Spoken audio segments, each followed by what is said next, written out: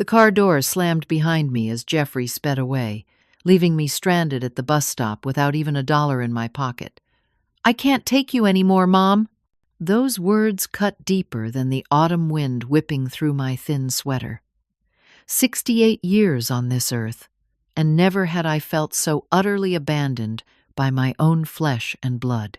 As tears blurred my vision, a gentle voice beside me whispered, "Ma'am, I couldn't help overhearing. I'm blind, but perhaps I can help you see the way forward." I turned to find an elderly gentleman sitting on the bench, a white cane resting against his knee. His eyes were hidden behind dark glasses, but his face held a kind expression that somehow eased the tight knot in my chest. "Thank you, but I'll be fine," I said, though the quiver in my voice betrayed me. "My name is Rachel, and until 6 months ago, I thought I'd done everything right as a mother. After my husband Jack died of a heart attack when Jeffrey was only 10, I dedicated my entire life to making sure our son would have every opportunity. I worked 2 jobs: receptionist at a dental office during the day and bookkeeping for small businesses on weekends. Every spare dollar went to Jeffrey's college fund. I skipped vacations, drove the same car for 15 years, and mended clothes rather than buying new ones. When Jeffrey graduated with his business degree, I felt like we'd both accomplished something remarkable. He landed a good job at a financial services company, married Tara, and started building the kind of stable life I'd always wanted for him. I stayed in our modest family home, the one Jack and I had bought as newlyweds, carefully maintaining it while living on my modest retirement savings. Everything changed last spring when Jeffrey called, excitement bubbling in his voice. He and Tara had found their dream house, 4 bedrooms in an upscale neighborhood with excellent schools for the family they hoped to start. There was just one problem. The down payment was more than they had saved. "Mom, we're so close," Jeffrey had said. "If we miss this opportunity, we might not find another house like this for years." I didn't even hesitate. "Let me help," I said. "Your father would have wanted this for you." I sold the family home where we'd made 40 years of memories, where Jeffrey had taken his first steps, where Jack's height measurements for our son still marked the kitchen doorframe. The housing market had been good to me, and after paying off the remaining mortgage, I had enough to give Jeffrey and Tara the down payment they needed, with some left over for my own future. The plan seemed perfect. I would stay with them temporarily while looking for a small condo of my own.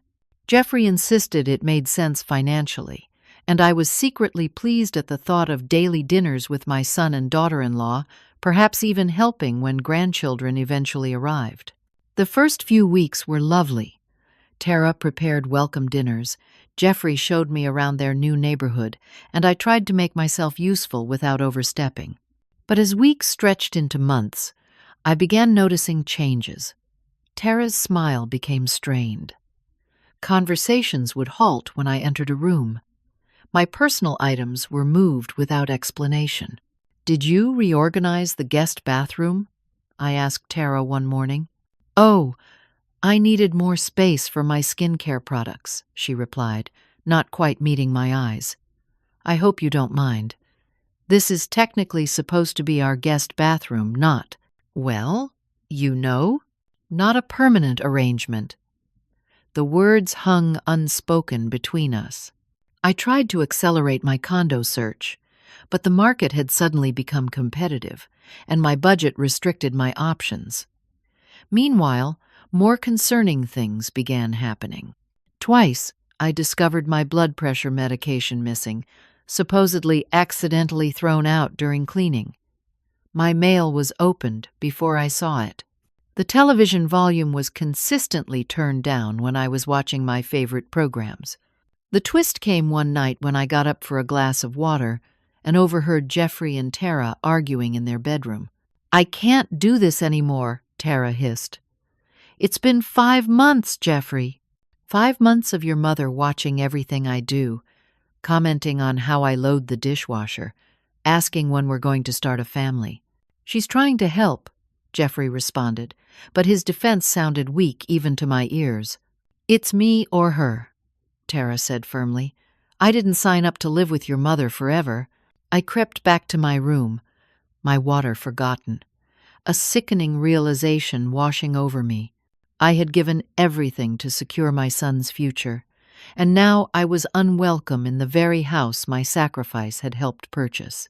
I spent that night staring at the ceiling, wondering where exactly my life had taken such a wrong turn. The next morning, I woke early and decided to make a peace offering. I prepared a special breakfast blueberry pancakes with real maple syrup, Jeffrey's favorite since childhood, along with crispy bacon and freshly squeezed orange juice. I set the table beautifully, even adding a small vase with flowers from their garden. When Jeffrey came down, dressed for work in his navy suit, he barely glanced at my efforts. "I'm running late, Mom," he said, grabbing only a piece of bacon and his travel mug of coffee. Tara appeared shortly after, already in her workout clothes. "I'm doing intermittent fasting," she explained coolly, walking past the table to fill her water bottle. "But it was thoughtful of you to cook." I sat alone at the table, the rejected breakfast growing cold, and fought back tears. How had we reached this point?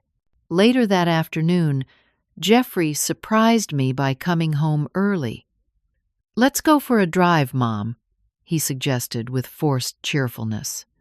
"Maybe look at some of those condos you've been considering?" Hope sparked in my chest. Perhaps he'd sensed the tension and wanted to help resolve things. I grabbed my sweater, and we headed out in his sleek silver sedan. The conversation started pleasantly enough. Jeffrey pointed out different neighborhoods we passed, mentioning their amenities and property values. I began to relax, feeling like I was with my son again, not the distant stranger he'd become. "I appreciate this, Jeffrey," I said warmly. "The condo search has been more challenging than I expected. Everything in my price range seems to get snatched up immediately." "About that," he said, his knuckles whitening as he gripped the steering wheel tighter. "Have you considered that maybe a condo isn't the right fit for you at this stage?" "What do you mean?" "I've always lived independently." "You're 68, Mom. Living alone might not be the safest option anymore." I stiffened. "I'm perfectly capable of taking care of myself. I'm not infirm or confused." "Of course not," he backpedaled. "But wouldn't it be nice to be somewhere with people your own age? Where meals are prepared for you, and there are activities?" A cold realization dawned. "Are you talking about a retirement home?" Actually, Jeffrey cleared his throat. "Tara and I have scheduled tours at 3 different senior living communities next week." "You what?" I couldn't believe what I was hearing. "Without even discussing it with me first?" "We were going to tell you." "Tell me? Not ask me?" "Jeffrey, I don't need assisted living. I'm healthy, active, and perfectly capable of managing my own household." "Mom, be realistic. You're not getting any younger. And frankly, our current arrangement isn't working." The truth finally emerged. This wasn't about finding me a home. It was about warehousing me somewhere I wouldn't inconvenience them. All the while, they were living in a house my money had helped purchase. "I gave you almost $200,000 for that down payment," I reminded him, my voice rising with hurt and anger. "Money from the home where you grew up, where your father and I raised you." Jeffrey's face darkened. "And there it is. I knew you'd throw that in my face eventually. Is that why you've been making Tara miserable? Because you think buying your way into our home gives you the right to criticize everything she does?" "I have never criticized Tara," I protested, genuinely shocked. "I've been trying my best to be helpful and unobtrusive. By rearranging her kitchen? By questioning why we're not pregnant yet? By commenting on the processed food she buys?" His voice rose with each accusation. You're suffocating us, Mom. You gave us money. Yes, and we're grateful, but it doesn't give you the right to take over our lives. I'm not trying to take over anything, I said, tears welling in my eyes. I just need a little more time to find the right place. We don't have more time, Jeffrey suddenly shouted, slamming his hand against the steering wheel. Tara's ready to leave me if something doesn't change. The car swerved sharply to the curb, braking hard at a bus stop I didn't recognize. We were in a part of town I rarely visited, at least 5 miles from their house. Get out, he said, his voice suddenly quiet and cold. What? Jeffrey, we need to talk about this rationally. I can't take you anymore, Mom. Not today. I need to cool off, and so do you. Take the bus home, and we'll discuss this later. I don't have my wallet, I said, panic rising. I don't have any money for the bus. Then call a friend, he snapped. I need space right now. Before I could respond, he leaned across me, opened my door, and practically pushed me out. The door slammed behind me, and he sped away, leaving me standing there in shock, watching his taillights disappear around the corner. I stood frozen at the bus stop, the full impact of what had just happened washing over me in waves. My own son had abandoned me in an unfamiliar neighborhood without money, identification, or even my cell phone, which was charging on my nightstand at home. A lifetime of love and sacrifice had culminated in this moment of utter rejection. A city bus rumbled to the stop, its doors hissing open. The driver looked at me expectantly. I'm sorry, I stammered. I don't have any money. He shrugged unsympathetically. Can't ride without fare, ma'am. The doors closed, and the bus pulled away, leaving me alone again. I sank onto the bench, hands trembling. Tears threatened, but some stubborn part of me refused to let them fall. I had weathered too many storms in my life to break down on a public street. He'll come back, I whispered to myself. He'll realize what he's done and come back. But deep down, I wasn't sure I believed it. Family can wound us more deeply than any stranger, said the voice I'd almost forgotten. The blind man was still sitting at the far end of the bench, his presence so still and unobtrusive I'd failed to notice him upon my return. You heard all that? I asked, embarrassment now joining my emotional turmoil. Enough, he replied gently.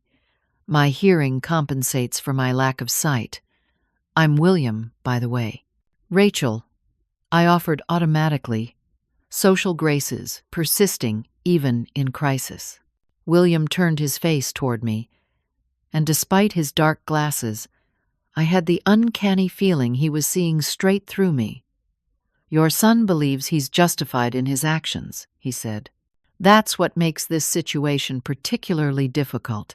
He doesn't yet understand what he's thrown away. There was something in his tone, an authority, a quiet confidence that made me study him more carefully. He was perhaps in his early 70s, with silver hair neatly trimmed, wearing a well-tailored charcoal suit that spoke of means and taste.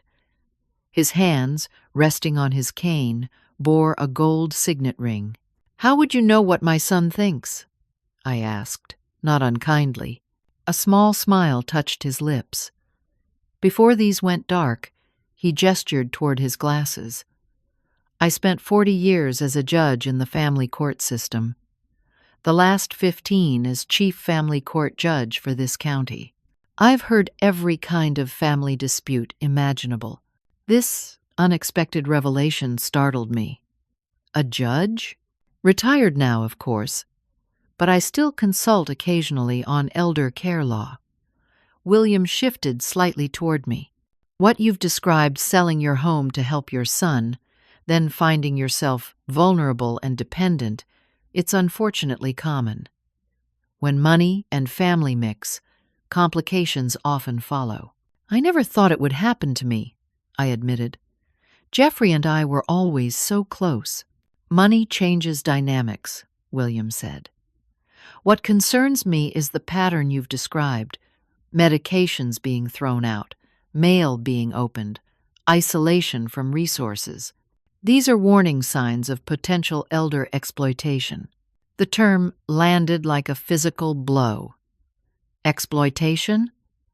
No, Jeffrey wouldn't. Perhaps not intentionally, William interjected gently. But leaving you stranded without money or identification is troubling, regardless of intent. I fell silent, the harsh reality of my situation sinking in. What would I do now? Where would I go? As if reading my thoughts, William said, "Rachel, I'd like to help you, but not in the way you might expect." He leaned closer, his voice dropping. "My driver is coming to pick me up shortly. I'd like you to pretend to be my wife, temporarily. Come with me, and we'll figure out how to address this situation properly." I pulled back, suspicion flaring. "Your wife? Why would I do that?" "Because it will give you time to consider your options from a position of security rather than vulnerability," William explained calmly. "And because when we eventually contact your son, the impact will be quite different coming from Judge William Harrington and his wife, rather than from a stranded elderly woman." There was something in his confident manner that sparked a flicker of hope. Still, caution prevailed. "I don't know you, Mr. Harrington. Call Marcus," he suggested, pulling out a smartphone with enlarged accessibility features. "My driver. Tell him where we are, that you're with me, and to pick us up. He's protective, he won't let anything happen to you." The call was brief and reassuring. Marcus, clearly concerned about his employer, asked several questions about our location and William's well-being. William then turned to me again. "Your son believes he can discard his obligations to you without consequences," he said. "I suspect he'll regret that assumption very soon." I studied William's face, searching for any sign of deception or threat, but found only compassion and a hint of righteous indignation on my behalf. In that moment, abandoned and adrift, I made a decision that would change everything. "All right," I said. "I'll come with you." "Excellent," William replied, extending his hand toward me. As I took it, he added, "I think you'll find, Rachel, that sometimes what seems like our lowest moment is actually the universe steering us toward a better path." A sleek black sedan pulled to the curb minutes later. The driver, a broad-shouldered man in his 40s, hurried around to assist William while eyeing me with polite curiosity. "Marcus, this is Rachel," William said as he stood. "She'll be accompanying us." The twist I never saw coming was William's next words to Marcus. "She's in trouble, and we're going to help her, because what happened to her is exactly what happened to me with Elise." Marcus drove us through the city with the practiced ease of someone who had navigated these streets countless times. From the back seat, I watched unfamiliar neighborhoods pass by, still processing the strange turn my day had taken. William sat beside me, a respectful distance between us, his expression thoughtful. "May I ask where we're going?" I finally ventured. "My home," William replied. "It's a secure place where you can gather your thoughts, and we can discuss your situation properly." I nodded, then realized he couldn't see the gesture. "Thank you," I said aloud. "This is very kind, but also very strange." A small smile touched his lips. Life often takes unexpected turns. I've learned to embrace them rather than resist. There was an ease in the way William and Marcus interacted that gradually helped me relax. Their conversation flowed with the comfortable rhythm of people who had known each other for years, built on mutual respect rather than merely employer and employee. The weather report mentioned rain later. Marcus called over his shoulder. "Should I cancel your garden club visitors for tomorrow?" "No need," William replied. "We'll use the sunroom instead." "Rachel, do you enjoy gardening?" The casual inclusion startled me. I did, once. Our backyard was small, but I grew tomatoes and peppers every summer. Jeffrey used to help me when he was little.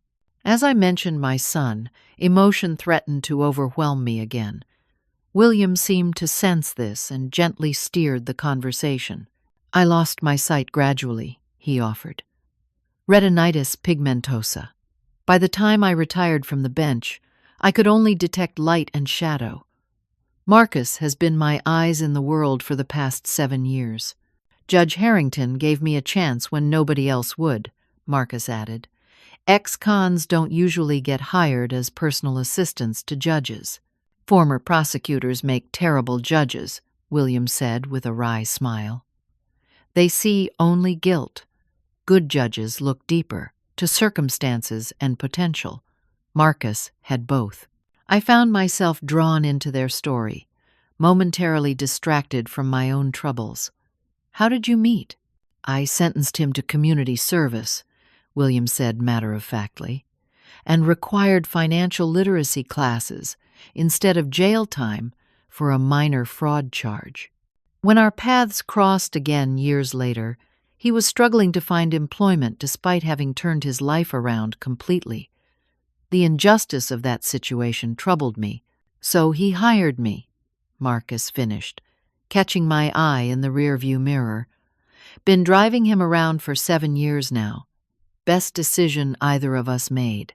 The car turned into an elegant neighborhood with mature oak trees lining the streets and stately homes set back on manicured lawns. We pulled into the driveway of a beautiful colonial-style house, white with black shutters and a red door. Inside, the home was warm and welcoming, with wide doorways and minimal furniture designed for someone who navigated by memory and touch. William moved through the space with confidence, his cane used sparingly. "Please, make yourself comfortable," he said, gesturing toward the living room. "Marcus will prepare some tea." As I settled onto a comfortable sofa, William took an armchair opposite me, removing his dark glasses to reveal pale blue eyes that stared slightly past me. "Now," he said, folding his hands in his lap, "tell me everything from the beginning. How did you come to sell your home, and what exactly transpired afterward?" Something about his judicial manner made it easy to talk. I found myself sharing details. I hadn't even admitted to myself how lonely I'd been after Jack died, how I'd poured everything into Jeffrey, perhaps to an unhealthy degree. I described the pride I'd felt when he graduated college, my joy at his wedding, and the genuine desire to help when the opportunity arose to contribute to their home purchase. The money was never alone in my mind, I explained. It was a gift. I wanted them to have a beautiful home to raise a family. "But you expected certain consideration in return," William suggested gently. "Not unreasonably. I suppose I did," I admitted. "At minimum, I expected not to be thrown away like trash once I'd served my purpose." William nodded. "Family obligations are reciprocal. You fulfilled yours admirably. Your son is failing his." As we talked, Marcus brought tea and discreetly withdrew. The hours passed, and gradually William shared more of his own story, how after his wife died, his relationship with his daughter Elise had deteriorated. His immersion in work as a distraction had left her feeling abandoned during her grief. Eventually, she had cut contact entirely. 7 years without speaking, he said, his voice heavy with regret. My blindness became both a literal and metaphorical reality. I couldn't see what I was doing to our relationship until it was too late. "I'm so sorry," I said, genuinely moved by his pain. The twist in our conversation came when William leaned forward, his expression suddenly intense. "Rachel, there's something I haven't told you. The reason I recognized your situation so quickly is because I specialize in elder financial abuse cases as a consultant. What your son has done taking a substantial sum from you, making you dependent, then attempting to divest himself of responsibility, follows a troubling pattern. Financial abuse? I repeated, the words sticking in my throat. That sounds so extreme. The law recognizes varying degrees, William explained. But selling your primary residence to benefit family members who then fail to ensure your well-being is legally problematic, especially when followed by isolation and control of resources. What do you think I should do? I asked, surprising myself with the question. Just hours earlier, I had been a stranger to this man. First, we secure your immediate needs and safety, William said decisively.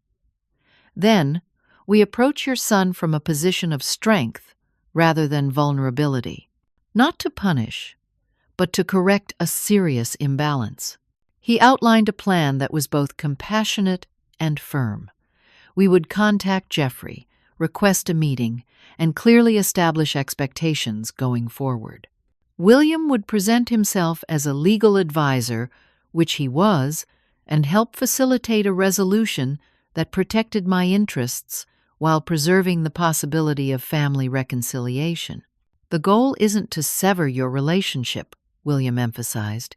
It's to rebuild it on healthier terms. For the first time since Jeffrey had driven away, I felt a sense of hope. Here was someone who understood both the emotional and legal dimensions of my situation, offering guidance without taking control. "Why are you doing this for me?" I asked finally. "You don't know me." William was silent for a moment, his sightless eyes directed toward the window. "Because when I lost Elise, I would have given anything for someone to help bridge that gap.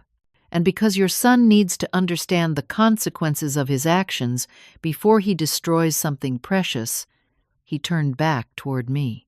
"Sometimes, Rachel, people need a significant shock to see clearly what they're about to lose." As evening approached, William insisted I stay in his guest room rather than return to an uncertain welcome at Jeffrey's house. I called from William's landline, leaving a message that I was safe but needed time to think. I didn't mention where I was or with whom. That night, in a stranger's guest room, I slept more peacefully than I had in months. Tomorrow, we would confront Jeffrey and Tara, not with anger but with truth, and for the first time since this ordeal began, I felt ready to face whatever came next. The next morning, I woke disoriented in the unfamiliar bedroom. Sunlight streamed through lace curtains, illuminating a space that was elegant yet comfortable. For a moment, I forgot everything: the argument with Jeffrey, being abandoned at the bus stop, meeting William. Then reality came rushing back, bringing with it a curious mix of anxiety and resolve.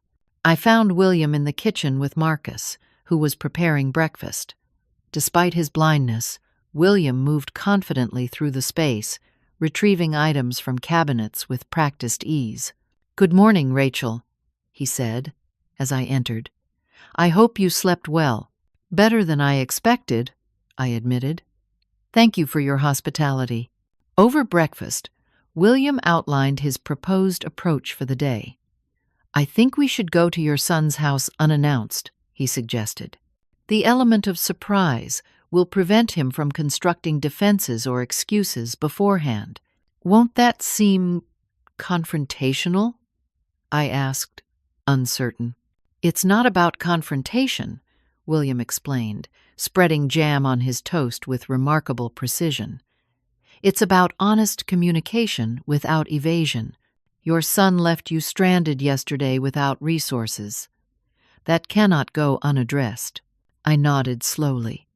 "You're right, but I'm nervous about facing him." "Understandable," William said. "Remember, though, you've done nothing wrong. You're not the one who should feel ashamed of yesterday's events." After breakfast, I borrowed some basic toiletries that William kept for guests and refreshed myself as best I could. By 10 o'clock, we were in William's car, Marcus driving us toward Jeffrey's house. As we approached the familiar neighborhood, my anxiety mounted. What would Jeffrey say when he saw me with a stranger? Would he be angry? Defensive? Would this make everything worse? "You're very quiet," William observed from beside me. "Just worried," I admitted. I've never confronted Jeffrey like this before. Even as a child, I was always the peacemaker, smoothing over conflicts rather than creating them. "This isn't creating conflict," William said firmly. "This is addressing a conflict that already exists. There's a crucial difference." We pulled into Jeffrey's driveway just as Tara was retrieving the mail. She froze when she saw the unfamiliar black sedan, her expression transforming from curiosity to shock when I emerged from the back seat. Marcus came around to assist William, whose appearance distinguished, well-dressed, with his white cane clearly confused her further. "Rachel?" she said, using my first name rather than Mom, as she sometimes did when we were on better terms. "We were worried about you. Jeffrey's been out looking—" "Is he home now?" I interrupted, my voice steadier than I felt. "He just got back," she said, glancing nervously between me and William. "Who's this?" Before I could answer, the front door opened, and Jeffrey appeared, his face drawn with what might have been concern or guilt. He stared at us in confusion. "Mom, where have you been? I've been driving all over." He stopped short when he noticed William. "Who's this?" "Perhaps we could continue this conversation inside," William suggested smoothly. "I'm William Harrington, a friend of your mother's, and this is my assistant, Marcus." Jeffrey hesitated, clearly thrown off balance by the unexpected development. Sure. Come in." We followed them into the house my money had helped purchase, and settled in the living room. The tension was palpable. Jeffrey and Tara sat together on the sofa, a united front, despite the confusion evident on their faces. "Mom, what's going on?" Jeffrey asked, his tone a mixture of concern and defensiveness. "You disappear overnight and then show up with strangers?" "I didn't disappear, Jeffrey," I said, my voice remarkably calm. "You left me at a bus stop without money or my phone. I had to find my own way." Tara's head snapped toward her husband. "You did what?" Jeffrey flushed. "It wasn't like that. We had an argument, and I just needed some space." "You abandoned your 68-year-old mother without means of transportation or communication," William interjected, his judicial voice filling the room. "After an argument about senior living facilities you had selected without her input or consent, facilities you intended to place her in after she provided nearly $200,000 toward the purchase of this home." The blood drained from Jeffrey's face. "Who exactly are you, and what business is this of yours?" William reached into his jacket pocket and produced a business card, which Marcus took and handed to Jeffrey. "I was chief family court judge for this county for 15 years. I now consult on elder care law and financial exploitation cases. Your mother and I met by chance after you left her stranded yesterday." "Financial exploitation?" Tara repeated, her voice rising in pitch. "What are you talking about?" "I'm talking about accepting a substantial financial gift from an elderly parent, derived from the sale of her primary residence, then attempting to place that parent in assisted living against her will while providing no financial accounting or security." William explained calmly. "This is ridiculous," Jeffrey sputtered, rising to his feet. "This is a private family matter. You have no right to intrude." "Sit down, Jeffrey," I said, surprising myself with my firmness. He stared at me in shock, but slowly complied. "I didn't come here to argue or accuse," I continued.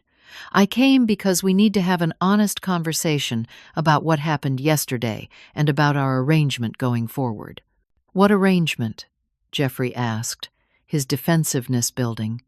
"You gave us money for the down payment. It was a gift, not a transaction."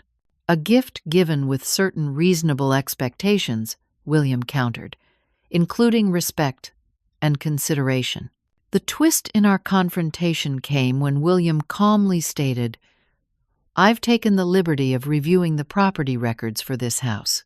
The deed is solely in your and Tara's names, but there's no recorded gift letter or legal documentation protecting Rachel's substantial contribution.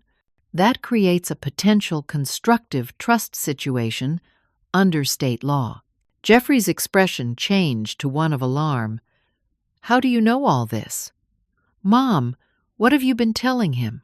"Only what happened," I assured him. "But Judge Harrington understands the legal implications better than either of us." "Judge?" Tara echoed, looking increasingly distressed. "Retired," William clarified with a small smile, "but still well connected within the family court system." The dynamic in the room shifted perceptibly. Jeffrey, who had been building toward angry defensiveness, now looked uncertain. Tara glanced between her husband and me, a new wariness in her expression. "Jeffrey," she said quietly, "what exactly did you do with the money Rachel gave us?" The question hung in the air, heavy with implication. Jeffrey's reaction, a quick flash of panic before he composed himself, told me more than his words could have. "It went to the down payment, of course," he said, not quite meeting her eyes. "All of it?" Tara pressed, turning more fully toward him, "because you told me it was only 50,000, not 200,000. The revelation landed like a thunderclap. I stared at my son, trying to reconcile this new information with what I knew. "Jeffrey, is that true?" His silence was damning.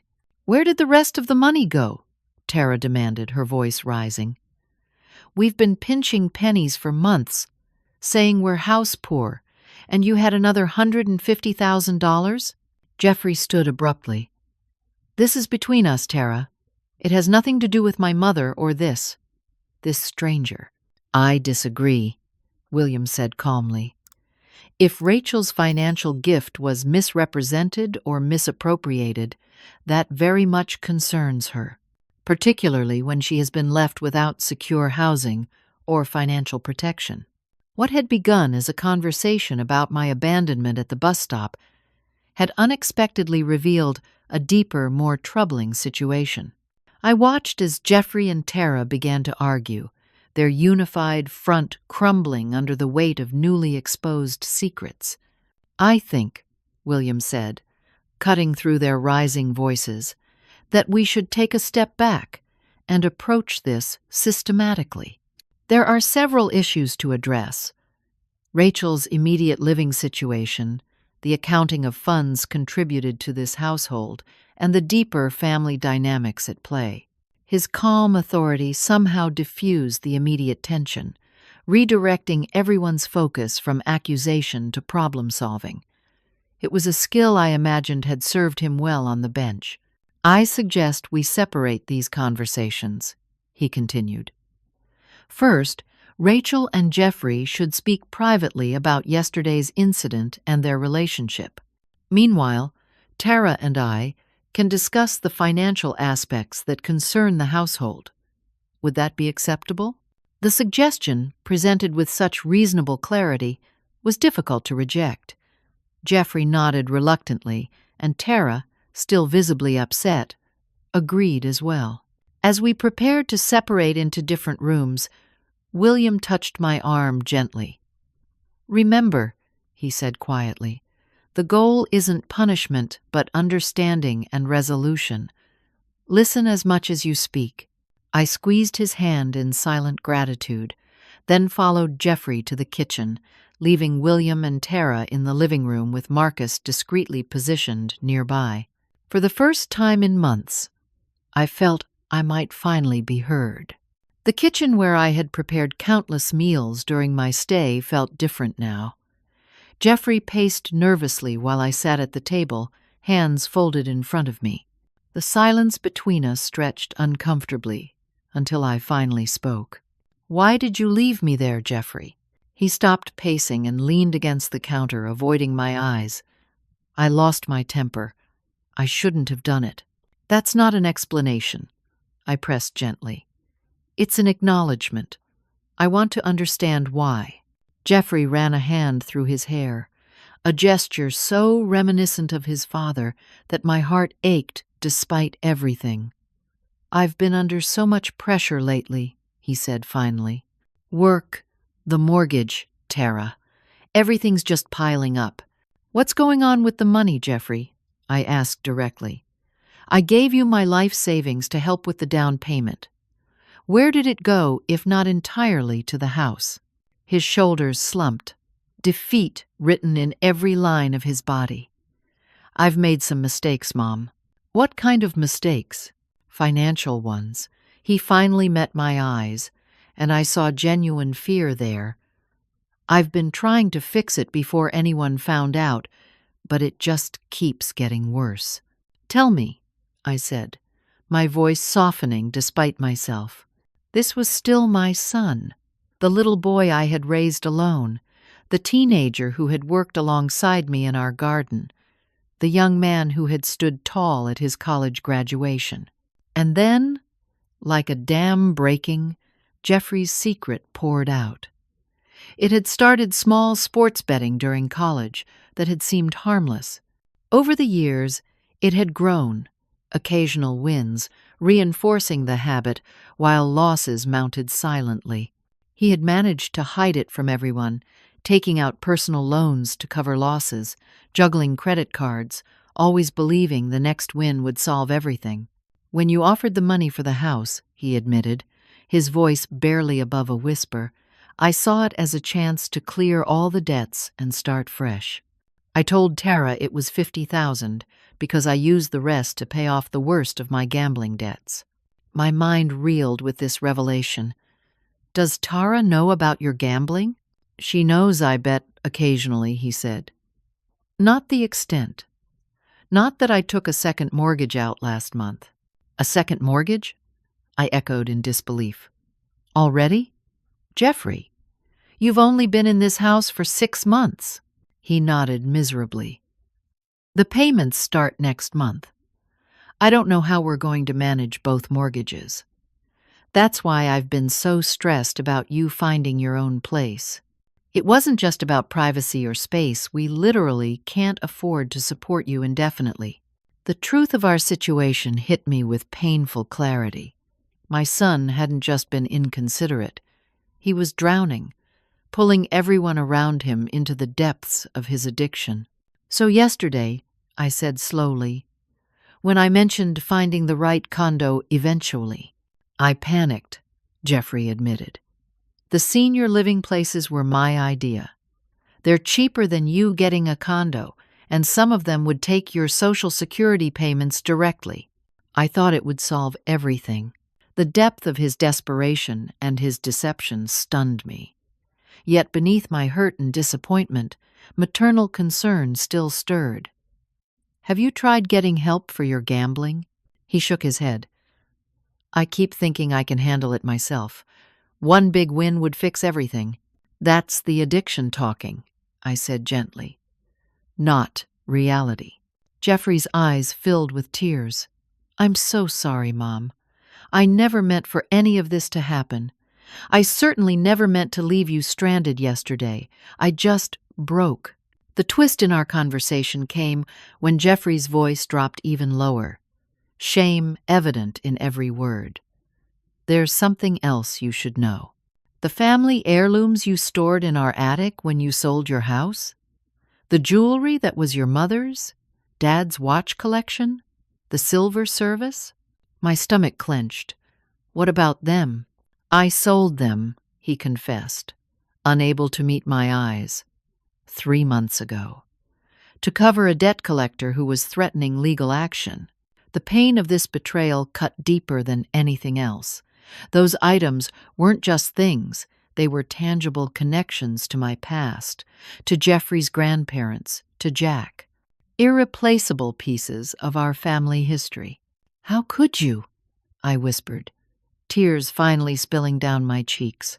I told myself I'd buy them back, he said, his own voice breaking, that it was just temporary. But then there were other debts, other threats. We sat in silence for several minutes, the magnitude of our broken trust filling the space between us. I thought of William's words about listening as much as speaking. Through my hurt, I tried to see my son clearly, not just his betrayal, but his suffering.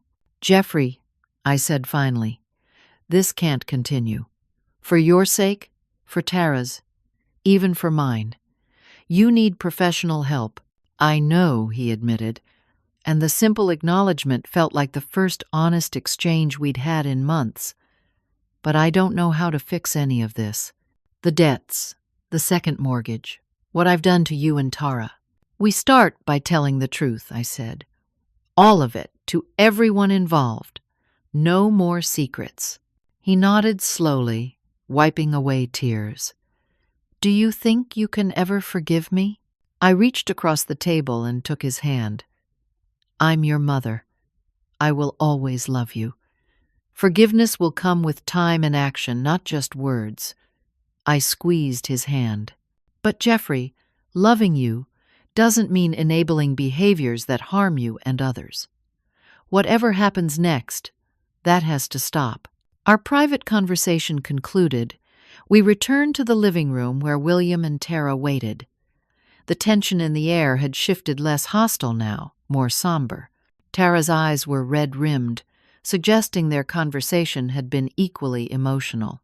"We need to tell you something," Jeffrey said to her as we entered. And with remarkable courage, he began to share everything he had just told me. Tara's expression moved from shock to hurt to anger as the full extent of his deception and addiction emerged. But she remained seated, listening to the end. When Jeffrey finished, William spoke. "Addiction is a disease that affects the entire family system," he said gently. "The road to recovery requires honesty, accountability, and support." "I don't know if I can trust him again," Tara said, her voice trembling.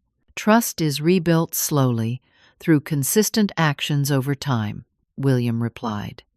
"But first, practical matters must be addressed. Rachel needs security, Jeffrey needs treatment, and this household needs financial stabilization." With the diplomatic skill of his years on the bench, William helped us outline immediate next steps.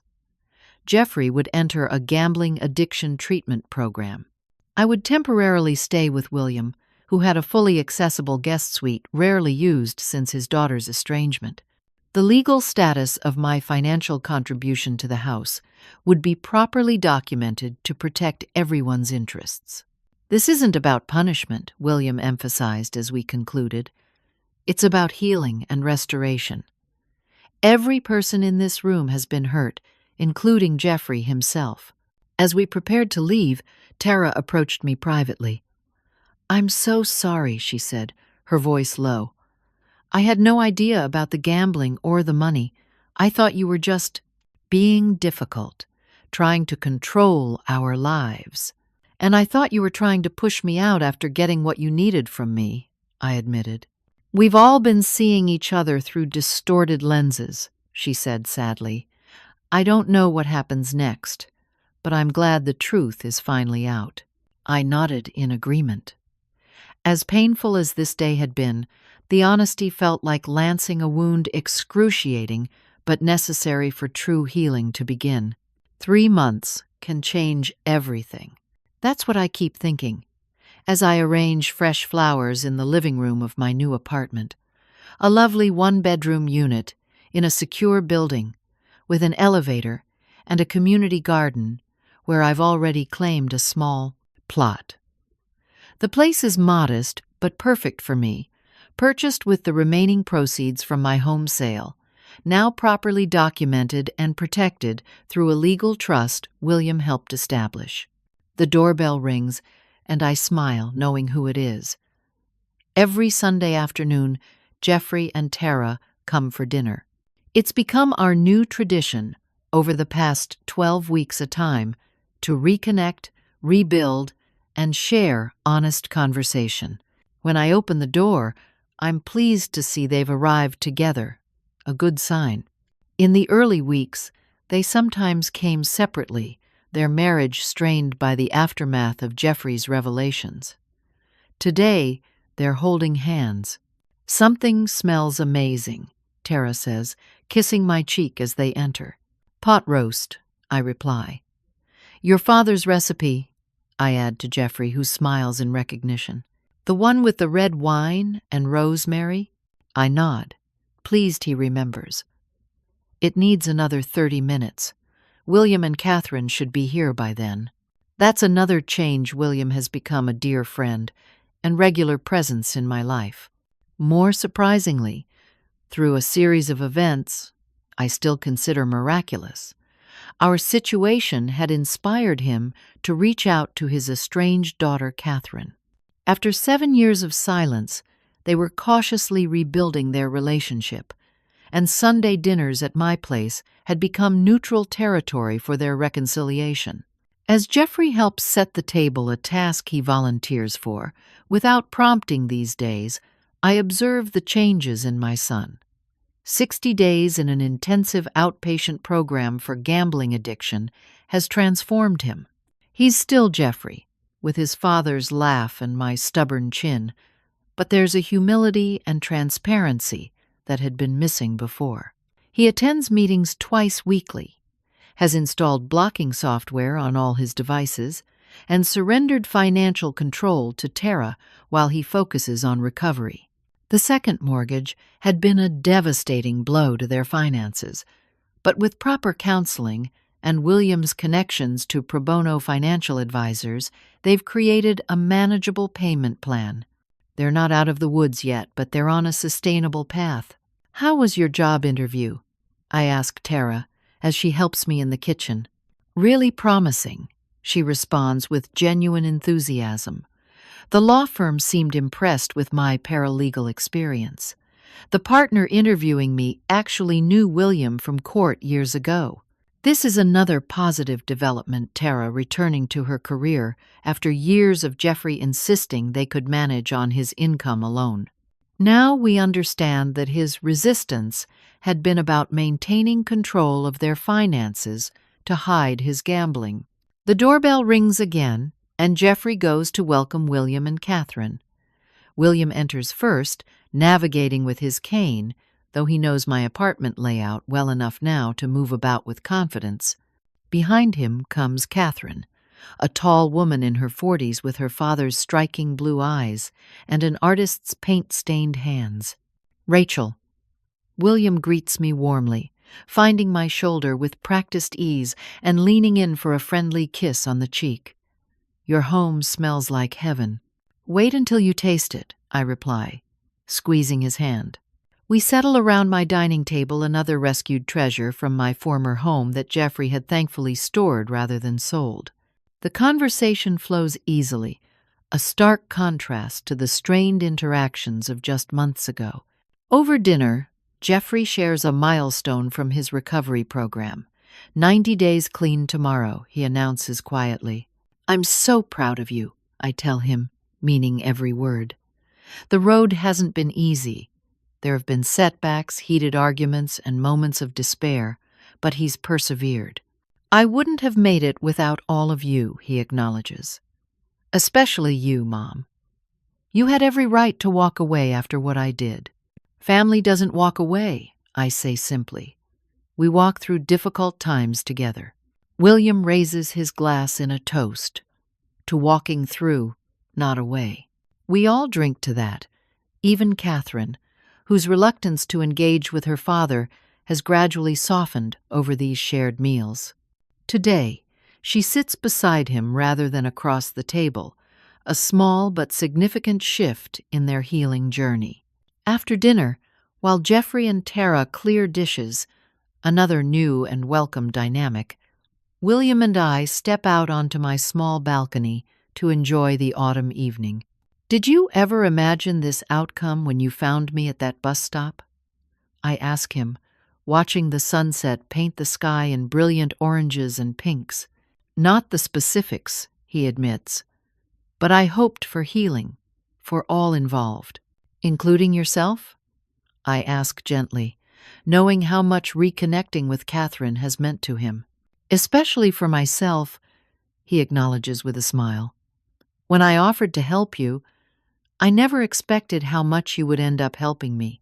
I think back to that terrible day when Jeffrey abandoned me, how it had felt like the end of everything good in my life.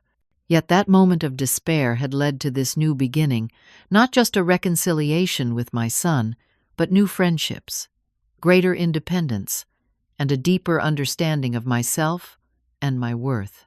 Life's strangest gift is how our lowest moments can lead to our greatest growth, I reflect. William nods.